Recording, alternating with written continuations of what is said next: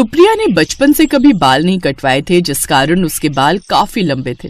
सब उसे कॉलेज में लंबे बालों वाली लड़की कहकर बुलाते थे। ऐसे ही एक रोज जब सुप्रिया अपने लंबे बाल खोलकर कॉलेज जाती है तो कॉलेज के लड़के गाना गाते हुए उसे छेड़ने लगते हैं।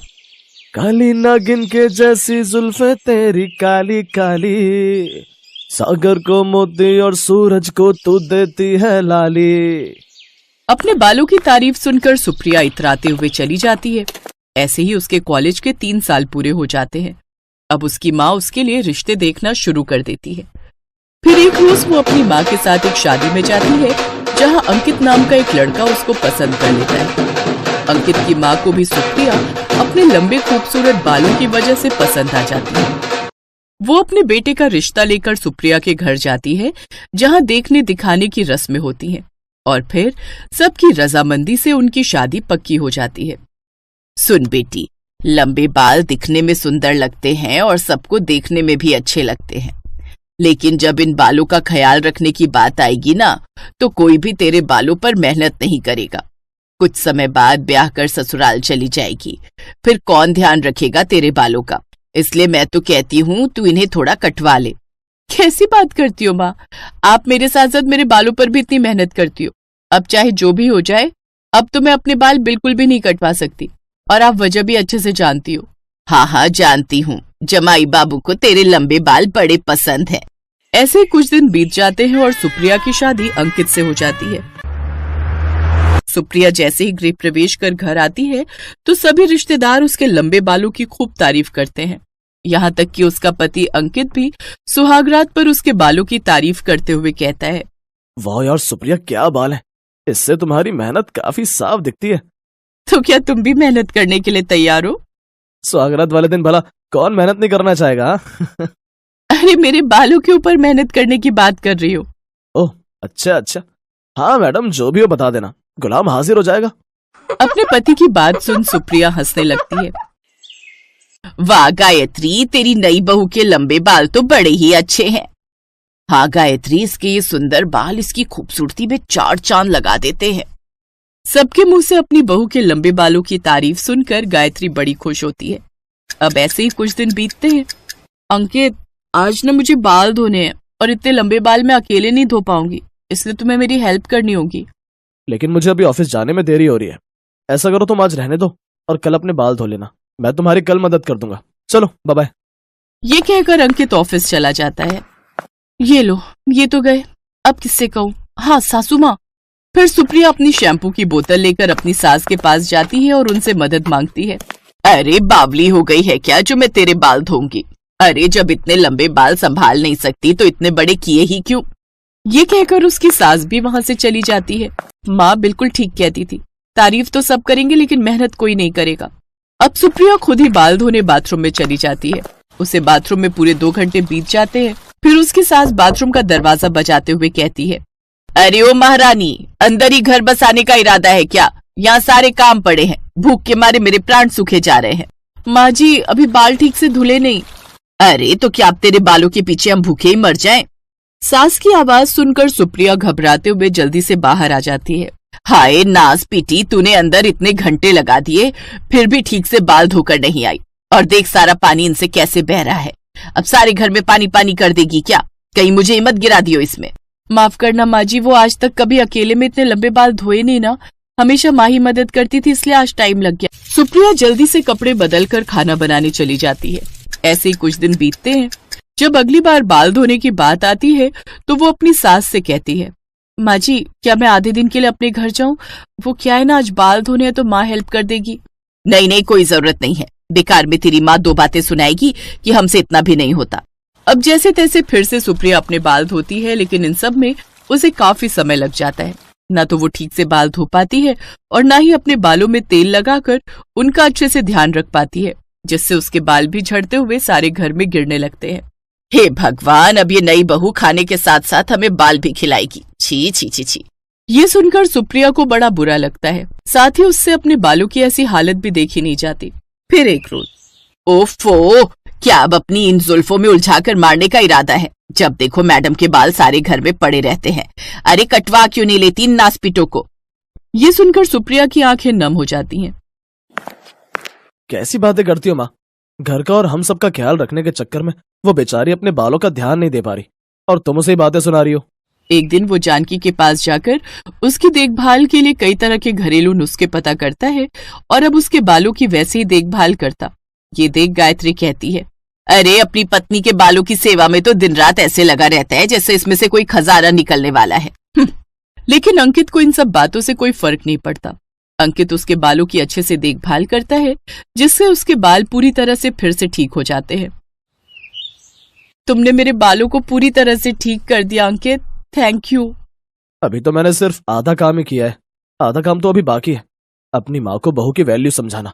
अपनी माँ को अपनी बहू की कीमत समझाने के लिए एक रोज अंकित अपनी माँ की सहेलियों को घर पर बुला लेता है और जानबूझकर अपनी पत्नी सुप्रिया को बाहर बुलाता है। सुप्रिया के इतने सुंदर बाल देखकर सभी बहू की तारीफ करने लगती हैं। अरे वाह गायत्री, तेरी बहू के बाल कितने सुंदर हैं। आज से पहले हमारा ध्यान इस पर गया ही नहीं। वैसे बहू, लंबे बाल देवी के भी होते हैं और चुड़ैल के भी, इसलिए कभी अपने मन में कोई गलत विचार मत आने देना। तुम इस घर की लक्ष्मी बनना। अरे लक्ष्मी किस बात की, घर की आधी लक्ष्मी तो ये इन्हीं बालों पर खर्च कर देती है। ये बात सुनकर अंकित सुप्रिया के हाथों में चुपके से पैसे थमाता है और उसे इशारा करते हुए अपनी माँ के पास जाने को कहता है। सुप्रिया वो पैसे ले जाकर अपनी सास के हाथों में दे आती है। ये देखो, अब मुझे सबके सामने नीचे दिखाने के लिए पैसे दे रही है क्या? अरे नहीं माँ जी, ये पैसे तो बल्कि मैंने इसलिए दिए हैं क्योंकि ये इन्हीं बालों की कमाई है जिन्हें आप दिन रात बस कोसती रहती थी। अरे साफ साफ कहो, कहना क्या चाहती हो? वो माँ जी, बात यह है कि शादी से पहले ही मैं एक यूट्यूब चैनल चलाती थी, लेकिन शादी के बाद मैं इनएक्टिव हो गई थी और अपने चैनल पर ध्यान ही नहीं दे पा रही थी। फिर जब मेरे बाल खराब हुए थे तो मैं और ये माँ के पास इसको ठीक करने का उपाय खोजने गए। तब आइडिया आया कि बालों के हालात सुधारने के साथ साथ अगर हम इसकी वीडियो बनाकर यूट्यूब पर डालें तो। और इसके इस आइडिया से इसकी वीडियो हिट हो गई, इसके सब्सक्राइबर्स तो बढ़े ही, वीडियो भी मिलियंस में चली गई, जिससे इसे कमाई हुई और इसने वो पैसे आपको देने की सोची। गायत्री, तेरी बहू की शक्ल और बाल दिखने में जितने सुंदर है उतनी अच्छी इसकी बुद्धि भी है। देख तो, घर पर बैठे बैठे ही अच्छे खासे पैसे कमा रही है। बिल्कुल ठीक कह रही हो बीना, तुम्हें इतनी अच्छी बहू मिली है, कम से कम उसकी कदर करना सीखो। अब गायत्री को अपनी गलती का एहसास होता है और वो अपनी बहू को आज के बाद कभी नहीं सुनाती। राखी रसोई में खाना बना ही रही थी कि तभी उसकी छोटी बहन रिमझिम आ जाती है। राखी से ज्यादा रिमझिम का स्वभाव मेलजोल और प्यार वाला था, इसलिए राखी की सास रिमझिम को बहुत पसंद करती थी और उसके आते ही उसकी तारीफों के पुल बांधने लगती थी। नमस्ते आंटी जी, आप कहोगे आज फिर आ गई। सासू माँ की दवाई लानी थी, सोचा रास्ते में राखी दीदी और आपसे मिलती हुई चली जाऊं। तो अच्छा किया ना बिटिया, तुमसे तो वैसे ही मिलकर बहुत अच्छा लगता है। तुम आती हो तो मानो ऐसा लगता है घर में कोई रौनक आ गई। ये बोतल में क्या है बिटिया? ये आंटी जी नया शैम्पू है, मेडिकल वाला बोल रहा था मार्केट में नया आया है, इससे बाल और भी ज्यादा घने और लंबे हो जाते हैं। अरे बिटिया, तुम्हारे तो वैसे ही इतने सुंदर लंबे घने काले बाल हैं, तुम्हें तो किसी शैम्पू की जरूरत ही नहीं है। वैसे ही तुम इतनी सुंदर बालों वाली हो, पर बदकिस्मत तो हमारी बहू राखी है। तुम्हारी बहन राखी ने ऐसा शादी के समय पर क्या लगाया था कि ये पूरी गंजी हो गई और आज तक बाल नहीं आए। वो तो हमारी इंसानियत है जो हमने शादी के लिए उस समय मना नहीं किया। कोई और होता तो गंजी बहू से कभी भी शादी ना करता। अब क्या है, कहीं जाना है तो विग लगाती है। अब देखो गर्मियों के दिनों में तो विग भी नहीं लगा पाती, घर में तो ऐसे ही गंजा सिर लेकर घूमती रहती है। राखी अपनी सास की बातें सुन रही थी, वो गुस्से में बाहर आई। माँ जी, आपको तो हर किसी के सामने मेरी इंसल्ट करने की आदत है। बोल तो दिया गलती हो गई थी, नहीं पता था कि शैम्पू मिलावट वाला है, नहीं तो मैं कभी नहीं लगाती। मेरे बाल हल्के थे इसलिए मैंने वो शैम्पू इस्तेमाल किया था ताकि शादी के समय सुंदर लगूं, पर वो शैम्पू मेरी स्किन को और नुकसान पहुंचा गया और मैं गंजी हो गई। इसमें मेरी कोई गलती नहीं है। जब देखो किसी के भी सामने आप मेरा गंजी गंजी कहकर अपमान करती रहती हो। राखी दीदी, मैं किसी में नहीं आती हूँ, मैं आपकी अपनी बहन हूँ। रिमझिम, तुम भी कम नहीं हो, तुम भी जानबूझकर यहाँ आती हो ताकि मेरी शादीशुदा जिंदगी खराब हो सके। तुम आती हो, माँ जी तुम्हारे लंबे बाल देखती हैं और मुझे सुनाने लगती हैं। राखी बहू, अपनी छोटी बहन से कैसे बातें कर रही हो? क्या तुम ज्यादा नहीं बोल रही हो? और आप जो मेरी इतनी बेइज्जती कर रही थी, क्या वो ज्यादा नहीं था? दीदी, अगर आपको मेरे यहाँ आने से तकलीफ होती है तो मैं आज के बाद आपके घर नहीं आऊंगी। चलती हूँ आंटी जी, नमस्ते। रिमझिम की आंखों में आंसू आ जाते हैं और वो उसी समय वहां से चली जाती है। अगले कुछ दिनों तक रिमझिम राखी के घर नहीं आती। कुछ दिनों बाद रिमझिम के घर सत्यनारायण की पूजा थी। रिमझिम ने राखी और उसके ससुराल वालों को भी पूजा में बुलावा दिया। नमस्ते दीदी, कैसे हो? नमस्ते आंटी जी, कैसी हो रिमझिम? तुमने तो आना ही बंद कर दिया। मैंने उस दिन तुम्हें गुस्से में भला क्या कुछ कह दिया, तुमने तो मुंह ही मोड़ लिया। हाँ बिटिया, बहनों में तो तू मैं होती ही रहती है, ऐसे मुंह थोड़ी मोड़ लेते हैं। अच्छा हुआ तुम आई। और कैसी हो? मैं ठीक हूँ। वो घर में सत्यनारायण भगवान की पूजा रख रही थी। कल सुबह आप सबको मेरे घर आना है। अरे हम जरूर आएंगे। इसी बहाने सत्यनारायण भगवान की पूजा में बैठकर हमें भी पुण्य प्राप्ति हो जाएगी। और फिर कुछ देर बाद रिमझिम चली जाती है। अगले दिन राखी अपनी सास के साथ रिमझिम के घर सत्यनारायण भगवान की कथा के लिए पहुंचती है। वहां पर आए हुए मेहमान राखी का मजाक बनाने लगते हैं। देखो तो, एक बहन के इतने सुंदर बाल हैं और एक बहन बिल्कुल गंजी है। पता नहीं इसकी शादी कैसे हुई, कितनी बुरी लग रही है गंजी बहन। हाँ देखो तो, गंजी बहू।